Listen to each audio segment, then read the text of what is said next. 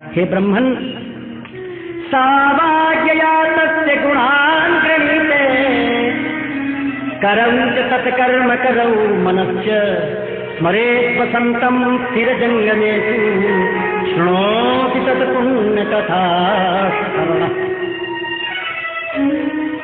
हे गोविंद, जो वाणी भगवान के गुणों का गान करती है वही सच्ची वाणी है, वे ही सच्चे हाथ हैं। जो भगवान की सेवा के लिए काम करते हैं वही मन सच्चा मन है। जो चराचर प्राणियों में निवास करने वाले भगवान का स्मरण करता है और वे पुण्यमयी कथाओं का श्रवण करता है वही सिर है। जो चराचर जगत को भगवान की चल अचल प्रतिमा समझकर नमस्कार करता है, प्रणाम करता है, और जो सर्वत्र भगवत विग्रह का दर्शन करते हैं वास्तव में वही नेत्र हैं। शरीर के जो अंग भगवान के और उनके भक्तों के चरणोदक का सेवन करते हैं वही वास्तव में अंग हैं। सच पूछिए तो उन्हीं का सेवन करना चाहिए। हे प्रभु, इस प्रकार किसी परम भागवत की कथा हो तो आप श्रवण करावें। विष्णुरातेन संप्रस्तो भगवान बादरायणी वासुदेवे भगवती निमग्न हृदयो ब्रवीत्। विष्णुरातेन संप्रष्टो, विष्णुरात परीक्षित जी ने प्रश्न किया तो निमग्न हृदयो अब्रवीत्, निमग्न हृदय होकर के सुखदेव जी महाराज अब बोले हैं। महारास लीला के बाद में अब सुखदेव जी का कुछ हृदय निमग्न हुआ है, क्योंकि प्रश्न किया है महाराज किसी भक्त का चरित्र सुनाओ, प्रेममयी लीला सुनाओ। सुखदेव जी महाराज प्रेममयी लीला के उपासक हैं, इसलिए निमग्न हृदयो ब्रवीत् कहते हैं। श्री व्यास जी महाराज वाणी लिखते हैं, शब्द लिखते हैं निमग्न हृदयो ब्रवीत्, क्योंकि प्रेम के उपासक हैं श्री सुखदेव जी महाराज। सुखदेव जी बोले, हाँ राजन, मैं तुमको एक ऐसे परम भागवत भक्त की कथा श्रवण कराता हूं, सुनो। भगवान कृष्ण का एक सखा था, बिल्कुल स्पष्ट नाम नहीं ले रहे, कहते एक सखा था। सुदामा जी का चरित्र यत्र तत्र मिलता है, लेकिन इनके परिवार का या और कोई विशेष चरित्र सुदामा का कहीं नहीं मिलता। केवल नरोत्तम दास जी ने भाव प्रकट किए हैं, जो उनके हृदय आकाश में कृपा हुई है वही नरोत्तम दास जी ने सुदामा जी का चरित्र वर्णन किया है। हाँ, स्कंद पुराण के अंतर्गत रेवा खंड में जो सत्यनारायण की पूजा करने वाला एक ब्राह्मण है उसके बारे में थोड़ा सा कहा है कि शतानंदो महाप्राज्ञ सुदामा ब्राह्मणो यभूत् तस्मिन् जन्मनि श्रीकृष्ण ध्यात्वा मोक्षमवापः। जो सत्यनारायण व्रत कथा करता था वही ब्राह्मण दूसरे जन्म में सुदामा हुआ है, जो भगवान का सखा बना है। सुदामा जी उधर गुजरात इलाके के कहीं के थे और इनके वंश का विशेष वर्णन नहीं किया, लेकिन सुदामा जी की प्रशंसा बहुत वर्णन की। देखो, भक्त के माता पिता की जरूरत नहीं है चरित्र करने में। कमल कीच से पैदा होता है, कीच की प्रशंसा नहीं है, कमल की सुगंधी से कमल की प्रशंसा वर्णन की गई है। कीच में ही से ही सब निकलते हैं, लेकिन जो कीच से निकलकर जल के ऊपर अपना प्रकाश फैलाता है वो है सुगंधी। तो इसलिए गृहस्थ से व्यक्ति आया है, वो कैसा है, कहाँ का है, किस जाति का है, इसका कुछ वर्णन नहीं किया। केवल उसने कैसी भक्ति की, कैसा प्रेम किया, कैसा त्यागी था, कैसा भागवत था, उसके गुणों का वर्णन करते हुए सुखदेव जी कहते हैं। भक्तमाल में भी बहुत से भक्तों का चरित्र है, किसी का गांव का नाम नहीं लिया, माता पिता का नाम नहीं लिया, वो ऐसे भक्त थे, ऐसे विचित्र थे बस। हाँ, उनके यदि माता पिता भक्त हैं तो माता पिता का स्मरण जरूर कर लिया, और नहीं तो केवल वो रामलीला में भी तो आता है, तुलसीदास जी ने कहा है, आदौ राम तपोवनादिगमनम मत्वा मृगम कांचनम। रामायण कहाँ से प्रारंभ हुई है? बोले जब से अयोध्या छोड़ दी है तब से रामचरित्र प्रारंभ हुआ है, तपोवन। तो भक्त का चरित्र भक्त के गुणों के आधार पर है। सुदामा जी भगवान के सखा थे, जो गुण श्री सुदामा जी में थे, यदि वो गुण हमारे तुम्हारे भीतर आ जाएंगे तो हम तुम भी सखा बन जाएंगे। इस कथा कहने का अभिप्राय मूल यही है। कौन से गुण हैं? कृष्णस्यासि सखा कश्चित् ब्राह्मणो ब्रह्मवित्तमा विरक्त इंद्रियार्थेषु प्रशान्तात्मा जितेन्द्रियः। भगवान कृष्ण का एक सखा था, बस सखा था। कैसा था जी? ब्राह्मण था। ब्राह्मण कहकर भी संतोष नहीं हुआ। ब्राह्मण कौन? ब्रह्म जानाति स ब्राह्मणः जन्मना जायते शूद्रः संस्कारात् द्विज उच्यते वेदपाठी सविप्रः ब्रह्म जानाति स ब्राह्मणः। जब तक यज्ञोपवीत संस्कार नहीं होता तब तक सब शूद्र हैं। संस्कार होने के बाद द्विज दूसरा जन्म होता है, उसका ब्राह्मण कुल में प्रवेश होता है। और जब वेद का पाठ करने लगता है, दी माने वेद, पा माने पाठ, जो वेद का पाठ करने लगता है उसको विप्र कहते हैं। लेकिन ब्राह्मण कौन? जो ब्रह्म को जानता है, जिसने श्री कृष्ण का दर्शन प्राप्त कर लिया है, श्री कृष्ण तत्व को जानता है, अपने स्वरूप को जानता है, आत्म साक्षात्कार कर चुका है। मेरा स्वरूप क्या है, परमात्मा का स्वरूप कैसा है, हमको कहाँ जाना है, क्या करना है, किसकी सेवा में रहना है, ये शरीर छूटने के बाद कहाँ जाएगा, इस बात की पूरी जानकारी जिसके चित्त में है वो ब्रह्म जानाति स ब्राह्मण है। इसलिए श्री सुदामा जी के बहुत बड़ी संपत्ति है। लोग कहते हैं सुदामा जी गरीब थे। नहीं साहब, गरीब नहीं थे।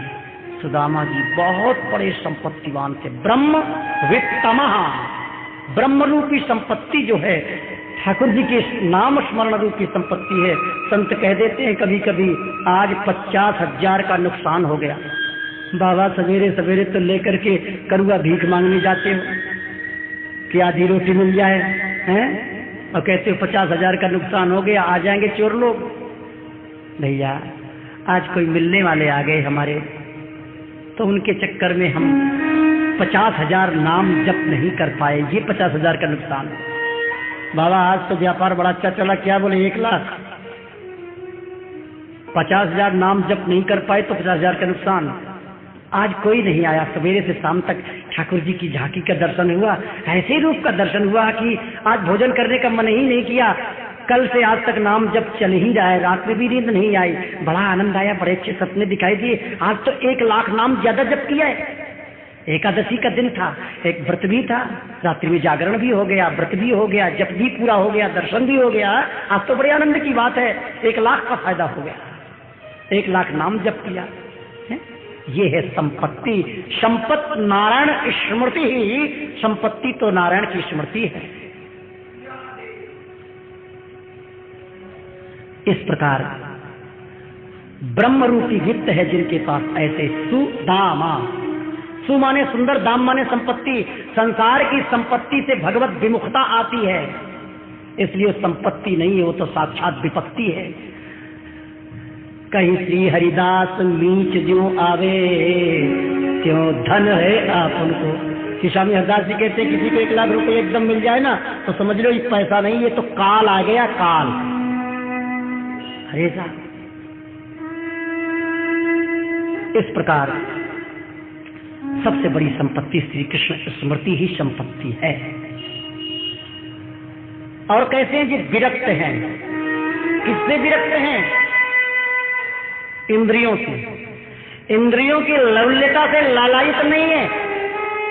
नासिका इंद्री को कब्जे में कर रखा है। यदि सूंघना है तो ठाकुर के चरणों की चढ़ी हुई तुलसी को सूंघना है। आंख इंद्री को वश में कर लिया है। यदि देखना है तो पराई स्त्री को मां के रूप में देखना है, अथवा सारे संसार को भगवत रूप में देखना है। सारा संसार भगवान स्वरूप है। शिष्य राम में सब जग जानी, करऊं प्रणाम जोर जो पानी। कर्णेंद्रिय को वश में कर लिया है। कान से किसी की निंदा नहीं सुनना, या तो ठाकुर जी की कथा सुनना या ठाकुर जी का कीर्तन सुनना। वाणी इंद्री को कब्जे में कर रखा है। वाणी इंद्री से कभी भी रसीले वस्तुओं का भोजन नहीं करना। यदि ठाकुर जी का प्रसाद मिल जाए वो बात अलग है। चैतन्य महाप्रभु बड़े अच्छे अच्छे भोजन करते थे। किसी ने प्रश्न कर दिया, आप इतने अच्छे भोजन करते हो, क्या भजन करोगे? आपकी इंद्रियां बिखर जाएंगी। तब जिस समय हे कृष्ण कहकर के वो बेहोश हो जाते हैं, उस व्यक्ति को होश आ गया जिसके हृदय में इतनी तीव्र भक्ति हो गई, चाहे कुछ भी खा लेती। बिहारी दास जे तेजसी जाके अन्य खाई, दूर करे किन एक में लय सत्संग मिलाए। जिन बिहारी दास पूरे भजन जैसे अग्नि प्रचंड, गीले काठन ले जरे नहीं करे खंड खंड।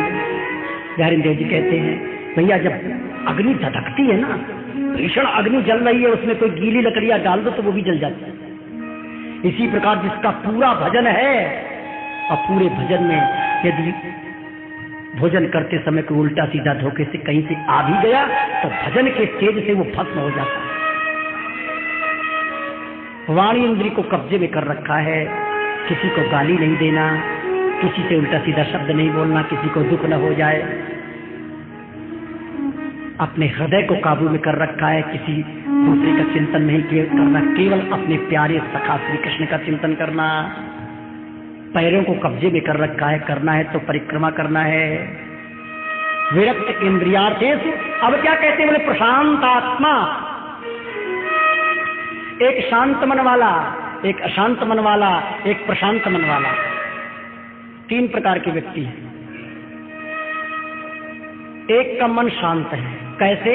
जैसे गर्मी के समय पर नदी बहती है ना, बिल्कुल शांत बहती है, और उस नदी में आप स्वच्छ जल में जाएं तो अपने मुख को देखेंगे। बात ध्यान से सुननी है, मैं बात प्रशांत आत्मा की कह रहा हूं। सुदामा जी कैसे प्रशांत आत्मा हैं, ये विषय चल रहा है। जैसे नदी बह रही है समान भाव से, उसमें यदि अपनी फोटो देखोगे, अपना प्रतिबिंब देखोगे तो ऐसे ऐसे हिलता हुआ दिखाई देगा, कुछ हिलता हुआ थोड़ा थोड़ा। ये हुआ नदी का जल, ये शांत जल है। और एक समुद्र में आप पहुंच जाएं, बड़ी बड़ी लहरें आ रही हैं, और वहां समुद्र में खड़े होकर लहरों में अपना स्वरूप देखोगे तो दिखाई ही नहीं देगा। जिसके हृदय रूपी समुद्र में वासनाओं की लहर, बड़ी बड़ी वासनाओं की, ये करना है, वो करना है, ऐसा करूंगा, ये होगा, वो होगा, उसके हृदय में अपना स्वरूप दिखाई नहीं देता। यह अशांत हृदय वाला समुद्र का उदाहरण है। नदी का जल क्या है? कभी कभी ठाकुर जी के भजन का रस मिलता है तो आनंद आता है, हाँ मैं भगवान का दास हूं। लेकिन जब बाहर की वासना सताती है, संसार सताता है, तो वो अपना स्वरूप दब जाता है। थोड़ा थोड़ा कभी कभी दिखाई, अनुभव तो होता है लेकिन स्पष्ट दिखाई नहीं देता। अब आइए तीसरा उदाहरण। कमरे के भीतर भगवान भास्कर के प्रकाश का आभास आ रहा है। कक्ष में एक लोटा रखा है, बढ़िया मजा आया, सुंदर शुद्ध जल है, और शुद्ध जल में अपना प्रतिबिंब देखो तो तिलक लगा लोगे, स्पष्ट दिखाई देगा। शुद्ध बर्तन में शुद्ध जल रखा है तो अपनी फोटो दिखाई देगी। तो कुंभन दास जी का एक बड़ा अच्छा प्रसंग आता है इसमें। कुंभन दास जी के मन में किसी प्रकार की वासना नहीं थी, उनका हृदय इसी प्रकार का था। लोटे में जल भरा हो, देख लो, उसमें अपनी फोटो देख लो। अपनी लाली से बोले, लाली हो नेक दर्पण लिया और आसन लिया, काका आभार लाई। स्वप्न में राजा मान सिंह को, जयपुर के राजा जो मान सिंह हैं, जिनके भाई की पत्नी रत्नावती थी, जिनकी आज्ञा से वृंदावन का ये गोविंद देव जी मंदिर बना है, मान सिंह का पत्थर में नाम भी लिखा है गोविंद देव मंदिर। वो मान सिंह राजा को स्वप्न में ठाकुर जी ने कहा, देखो मेरे कुंभन दास है, कछुआ खर्चा पानी दिया, बेचारो बहुत गरीब है। वो मान सिंह राजा दरवाजे पर खड़ा है, झोपड़ी बांस की टटिया है, वहां आकर के राजा खड़ा है। और ठाकुर जी जांग पे आके बैठे हैं। कुम्भनदास जी से कह रहे, कुम्भनदास जी एक बात कहूँ, कुम्भनदास जी एक बात कहूँ, कुम्भनदास जी एक बात कहूँ। धुन लगाए रखिए, कछ सुनने में धुन, अपनी धुन में मस्त है ठाकुर जी। कुम्भनदास जी बोले, कहा बात है, बता तो सही, एक बात कहूँ, बस एक बात कहूँ। इतने में आ गए वो राजा। राजा को देखते ही ठाकुर जी भाज गए। कुम्भनदास जी ने सोची ये तो चले गए, चलो तिलक स्वरूप कर ले, तिलक लगा ले। लाली से दर्पण मांगे, आसन मांगो कि आसन पर बैठ के तिलक लगाए लूं। लाली ने कही अभाल लाऊं, और देख ले गई तो जवाब दिए लौट के, काका हो काका, दर्पण पड़िया पी गई, आसन खाए गई। मानसिंह राजा सोच रहा है ये कैसा दर्पण है और कैसा आसन है कि पड़िया पी गई। चलो तमाशा देखे। राजा खड़ा है, राजा से बात नहीं हो रही, आए और खड़े रहो। नपत द्वार ठाड़े रहे, दर्शन आशा जास किए थे संतों के पास। वाह कुम्भनदास, गृहस्थी होते हुए भी 7 बच्चे और 7 बच्चों की बहू और गृहिणी और पड़िया और पुत्री, ये 17 व्यक्तियों का परिवार है, लेकिन टूटी टूटी झोपड़ी में रह रहे, फिर भी इच्छा नहीं है कुछ मिल जाए। ये है प्रशांत आत्मा। लाली दूसरो आसन ले दूसरो दर्पण बनाएला। थोड़ा सा पुआल पड़ा था धान का, कोसा पुआल वो उठा लाई, बैठ गए। एक पत्थर की कुंडी थी या मिट्टी की कुंडी फूटी हुई, जिसको बर्तन कटोरी चीपी कहते हैं, उसमें पानी भर करके कठौती ले आई। पत्थर के पात्र को भी कठौती कहते हैं, काठ के पात्र को भी कठौती कहते हैं, रज के पात्र को चीपी कहते हैं, ऐसी भाषा है। मतलब कठौती ले आई, कटोरा, और वो पत्थर का था या काठ का था, पानी भर के ले आई।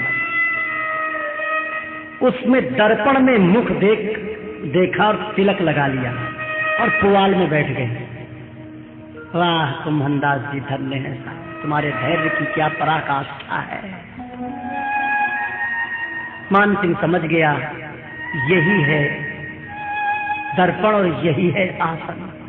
मान सिंह ने कहा, महाराज कुछ सेवा। भैया सेवा यदि करना चाहते हो तो बस आज के बाद तुम मेरे सामने नहीं आना, जाओ चले जाओ। मतलब ये कि भैया हमें कोई जरूरत ही ना है, कहाँ चाहिए मेरे कन्हैया, मेरे पास में। ठाकुर जी दूर खड़े के घुड़की दे रहे, इतनी दूर से बुला के लाए, हम कुछ मांग ना रहे हो। खाकर कुम्भनदास जी के राजा बोलता है, महाराज आप पैसा नहीं लो तो हम किसी बनिया को आज्ञा दे जाएं, वो आपको सामान भेज दिया करेगा, आटा दाल चावल जो कि पीछे ये वस्त्र आदि, और राज्य कोष के द्वारा उसको पैसा दे दिया जाएगा। भैया ऐसा है, देखो त्याग नहीं दिखाया, विवेक की बात है। ये नहीं कहा चलो चलो हम त्यागी हैं, ये हैं, त्याग नहीं दिखा रहे। भैया हमारे तो पक्के बनिया ये खड़े हैं, ये बेर का पेड़ है, ये टेटी है, ये बेर है, ये जंगल की पत्तियां है। भैया जिस दिन कुछ नहीं मिलता बेर खाकर पानी पी लेता हूँ, पत्ती चबाकर पानी पी लेता हूँ। ये बनिया मेरे को देते ही रहते हैं, लेते कुछ नहीं है। श्री वृंदावन बिहारी लाल। राजा दर्पण भेंट कर गया, उस दर्पण को भी दे दिया किसी दूसरे को। कुम्भनदास जी गृहस्थ होते हुए भी ये है प्रशांत आत्मा।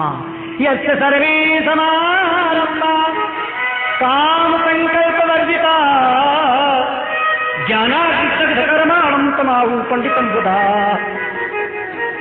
जिसके मन में संकल्प विकल्प की लहर उठती ही नहीं, ऐसा जिसका हृदय प्रशांत आत्मा है, लोटे में भरे हुए जल के समान है, वो प्रशांत आत्मा है। ऐसे प्रशांत आत्मा श्री सुदामा जी महाराज। और क्यों न हो, बालक पद में साक्षात भगवान श्री कृष्ण ने जिनके पैरों में से अपने मुख के द्वारा कांटा निकाला है, छाती से चिपटाया है, जिन भगवान कृष्ण की कृपा का अवलोकन किया है, जिनका जूठा खाया है, जिनका संग पाया है, क्या वो संसार की वासनाओं में बह जाएगा? नहीं बह सकता। जब कृष्ण मेरे सखा है तो दुनिया वाला क्या देगा मेरे को? आज बालक बच्चे हैं, गृहिणी हैं, बहुत गरीबी है। सुदामा जी महाराज ठीक है अपने स्थान पर, लेकिन गृहिणी बेचारी क्या करे? इतनी गरीबी है, आज बच्चे भूखे हैं, जल रखा हुआ है, बच्चे माता जी भूख लगी है, बेटा अभी खिचड़ी बनी नहीं है, जल खोल रहा है, पल खेल आओ, खिचड़ी बनने वाली है। ऐसी गरीबी है, एक दाना भी नहीं है। आज 2 दिन हो गए, बच्चे भूख में रह रहे हैं। हम आप भूख में रह सकते, लेकिन बच्चे क्या करें? 2 पक्ष हैं यहाँ इस प्रसंग में, एक तो बहुत बड़ा संपत्तिवान है और एक बहुत बड़ा गरीब है। सुदामा जी को तो संपत्तिवान बता दिया, और वही सुदामा जी की गृहिणी को क्या कहते हैं? अरे भाई, जिसका पति सेठ हो और उसकी सेठानी को कोई कंगाली ने कह दे, गरीबी ने कह दे, तो गाली नहीं और क्या है? सुखदेव जी कहते हैं पतिव्रता पतिं म्लायता बदनेन सा दरिद्रा सीदमाना सा दीपमाना विगम्य। पतिव्रता पत्नी मलायता बदनेन, मन को उदास करके, मन को म्लान करके, उदास चित्त होकर के, शरीर भी जिसका सूखा है, शरीर में उदासी छा रही है, दरिद्रा माने गरीब है। उसने आकर कहा प्राणनाथ एक प्रार्थना है, तुम क्यों उदास हो, क्यों चिंतित हो, कौन सी बात की कमी है? अरे तुम तो समझदार हो, भक्ता हो, फिर ऐसे क्यों दुखी हो? बताओ। ननु ब्रह्मन् भगवतः साक्षात् सखा साक्षात् यः पति ब्रह्मण्यस्य शरण्यस्य भगवान सात्वतर्षभ। मैंने सुना है आपके सखा श्री कृष्ण साक्षात श्री के पति हैं, लक्ष्मी के पति हैं, वो आपके सखा हैं, वो ब्राह्मण भक्त हैं, शरण में आए की रक्षा करते हैं, साक्षात भगवान हैं, तो आप उनके पास चले जाओ ना।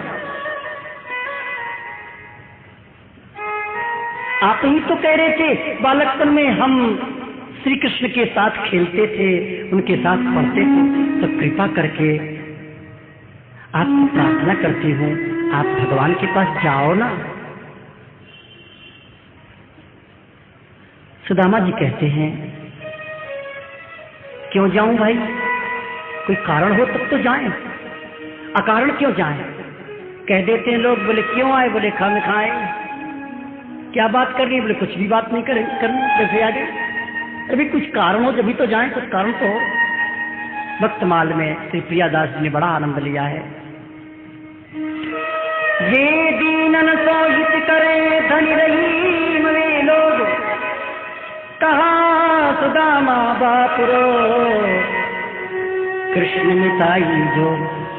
रहीमदास जी के शब्द। इधर प्रियादास जी भक्तमाल में कहते हैं बड़ो निष्काम शेर चून हूं न धाम, ढिंग आई निज बाम प्रीति हरि सो जनाइए। परियो सोच भारी परियो सोच हियो, खरो अर बरियो मन गाढ़ो लेके करो, बोलो हाँ दूसर साई है। जाओ एक बार प्राणनाथ, जाओ एक बार वो बदन निहारी आओ,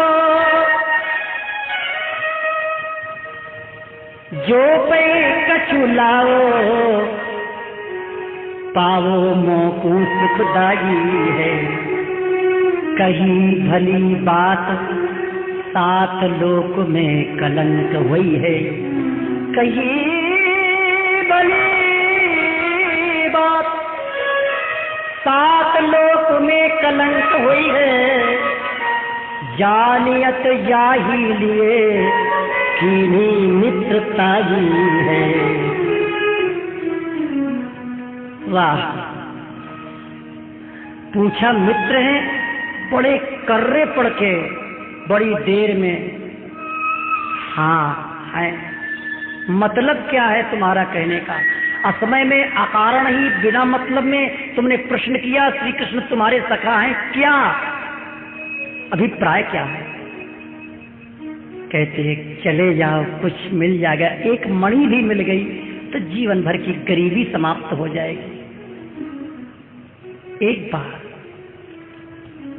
सुदामा जी ने कहा कलंक लग जाएगा, सातों लोकों में बहुत भारी बदनामी हो जाएगी। कृष्ण से मित्रता की तो सकाम मित्रता की, कृष्ण की भक्ति की तो सकाम भक्ति की, भक्ति में कलंक लग जाएगा।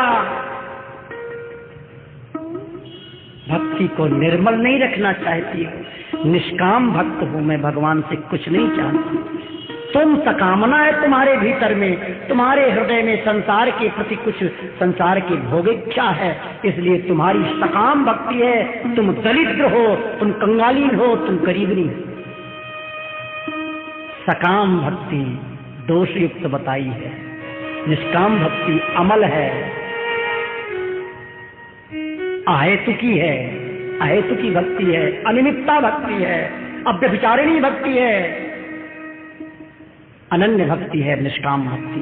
हम इस अपनी निष्काम भक्ति में कलंक का टीका नहीं लगवाएंगे कि सुदामा जी महाराज कुछ मांगने के लिए भगवान के तक गए थे। क्या सुंदर बात कही।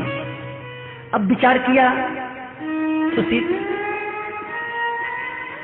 ऐसा जो परम भागवत भक्त होता है, अनन्य भक्त होता है, उसको शील स्वभाव से संपन्न श्यामा श्याम को प्राप्त कराने वाली साक्षात सद्बुद्धि स्वरूपा सुशीला मिलती।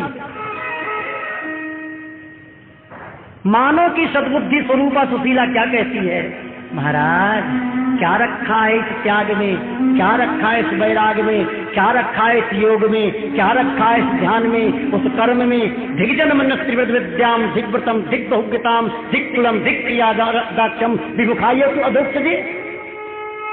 मानो कि वो सद्बुद्धि कहती है, भगवत प्राप्ति कराने वाली सद्बुद्धि कहती है, इस त्याग में कुछ नहीं रखा है। किसमें? सैवं भार्यया विप्रो प्रार्थितो बहुशः प्रार्थितो मृदु अयं हि परमो लाभ उत्तम श्लोक दर्शनम। उसकी भार्या ने बहुत प्रकार से प्रार्थना की है, महाराज मैं समझ गई आपके हृदय में कामना नहीं है, तो आप कैसे भगवान के सखा हो, कैसे भगवान के भक्त हो? हमको ऐसा लगता है कि सखा तो नहीं, वैसी तो नहीं बात बनाते हो कि मैं सखा हूं। भगवान कितने करुणामय है, कितने दयालु हैं, कितना सुंदर उनका स्वरूप है। आपको उनके दर्शन करने की इच्छा हृदय में जागृत नहीं होती है, कैसे सखा हो आप? मेरी प्रार्थना है महाराज, अयम ही परमो लाभ, एक पराया लाभ, एक अपना लाभ, एक परम लाभ। परम लाभ जो भगवान की सेवा की स्वीकृति हो जाए, ये है परम लाभ। भगवान का भजन करना अपना लाभ, इंद्रियों के सुख में जो सुखी रहता है वो है पराया लाभ। इसलिए परम लाभ आपको प्राप्त है, उस परम लाभ को आप स्वीकार नहीं कर रहे हो। आप उनके सखा हो और सखा के दर्शन करने तक नहीं जाते हो। कैसे हो आप जो सखा के दर्शन की इच्छा हृदय में जागृत नहीं है? धिक्कार है ऐसे त्याग को, ऐसे वैराग को, ऐसे योग को, ऐसे कर्मकांड को कि जिसमें भगवत दर्शन की लालसा नहीं। क्या ये है सद्बुद्धि। सुशीला गृहिणी हो तो ऐसी हो, बैरसी बैर नहीं ना मेरी तो मीत, ममत करे नर के परे भक्ति करे जगजीत। जो दिन रात पैर करती रहे, भगवान का भजन न कर दे, उसको ब्रज में कहा है बैयर। और मेहरबान मिहिरी कहूँ बिरला पावे को। मेहरबान मिहिरी गृहिणी, अजीब भजन करो, कथा सुनो, सत्संग करो, ये काम धाम तो लगे ही रहते। जो भगवान की भक्ति की सलाह दे वो है मेहरबान मिहिरी। सुशीला सभी चीज हो जो दर्शन कराने की प्रेरणा के करे। दर्शन का नाम सुनते ही सुदामा जी के आंखों में झरझर आंसू बहने लगे। हाँ कृपालु, हाँ दयालु, हाँ करुणा सागर, हाँ दीनानाथ, तुम कितने कृपालु हो। तुम्हारा मित्र होकर के मैं इतना कृतज्ञ हूं, जीवन निकल गया पर आपके दर्शन करने नहीं आया। सुशीला, मैं दर्शन करने जरूर चाहूंगा, पर एक बात बताओ, पिता के पास, गुरु के पास जाए, सखा के पास जाए, किसी के पास जाए तो कुछ न कुछ होगा। अरे न हो तो तुलसी पत्र ही रख दे, परंतु यहाँ तो एक मुट्ठी दाना भी नहीं है, क्या करें। गृहिणी कहती है इस बात की आप चिंता न करें, ये जिम्मेदारी हमारे ऊपर है। जो ग्रह की स्थिति को संभाल कर रखे, जो अपने हृदय रूपी ग्रह की स्थिति को संभाल करके रखे, हृदय की स्थिति को बिगड़ने न दे, उसका नाम गृहिणी है। या चित्वा चतुरो मुष्टि विप्रान पृथक तंडुलान शैल खंडेन स्थान दग्धा भरते प्रादादुपायनम। पड़ोसी में गई है चतुरो मुष्टि। देखो, चार ही मुष्टि का नाम, मुट्ठी का नाम क्यों लिया? हरिवंश चंद्र जी कहते हैं धर्माद्यर्थ चतुष्टयम विजयताम पद किम वृथा वार्तया। अरे धर्म छोड़ो, छोड़ो, तुम अपनी चर्चा बंद करो। अर्थ छोड़ो अपनी चर्चा, काम छोड़ो काम को। अर्थ धर्म काम मोक्ष, ये चार पुरुषार्थ इस पृथ्वी मंडल के हैं। धर्म पहले है, फिर अर्थ है, फिर काम है, फिर मोक्ष है। ये चार पुरुषार्थ हैं। जीवन में व्यक्ति चार पुरुषार्थों को कमाता है। मानो कि चार स्थान से अलग अलग ढंग के चावल, चार पुरुषार्थ जीव ने जो कमाए हैं वही उसकी संपत्ति है। इधर उधर से भीख मांग के तो करता है? सद्बुद्धि रूपा सुशीला, चार मुट्ठी चावल का तात्पर्य है चार प्रकार के ये जो धन है संसार के, पुरुषार्थ हैं, अर्थ, धर्म, अर्थ, काम और मोक्ष। इनको लिया है पोटली में बांध करके और प्राणनाथ के हाथ में पकड़ा दिया है। हे प्रभु, ये है। मानो की बुद्धि कहती है हे गोविंद, ये चार मुट्ठी चावल आपके चरणों में समर्पित करती हूं। ये है भागवत धर्म। कायेन वाचा मनसा इंद्रियैर्वा बुद्ध्यात्मना भानुसुत स्वभावात् करोति यत् सकलम परस्मै नारायणायेति समर्पयेत् तत्। मन से, वाणी से, बुद्धि से जो व्यक्ति इस जीवन में कर्म करता है उनको सबको श्री कृष्ण के चरणों में अर्पित कर देता है। यही है परम भागवत धर्म। सुशीला ने दिया है और ऐसे चावल लेकर के अपने पति की गोद में रखा। ये है सारी संपत्ति। बोलो वृंदावन बिहारी लाल। सुदामा जी हाथ में डंडा लेकर चले हैं, मानो कि भगवत मिलन की लालसा और आशा रूपी डंडा ही है। चले गोविंद नाम स्मरण करते हुए, श्री कृष्ण का नाम स्मरण करते हुए चलते हैं। सुदामा जी महाराज श्री कृष्ण की दर्शन की लालसा के लिए हाथ में वो चावल लेकर के, डंडा है पास में, गरीब स्थिति है, आशा है दर्शन की, कभी न कभी तो वो मिलेंगे मेरे श्याम सुंदर। श्री कृष्ण के नए नए नाम उच्चारण करते हुए वहां से चल दिए हैं। सुशीला भगवान का नाम स्मरण कर रही है। इन्हीं शब्दों के साथ अब ये द्वारिका जा रहे हैं। कुछ समय लगेगा,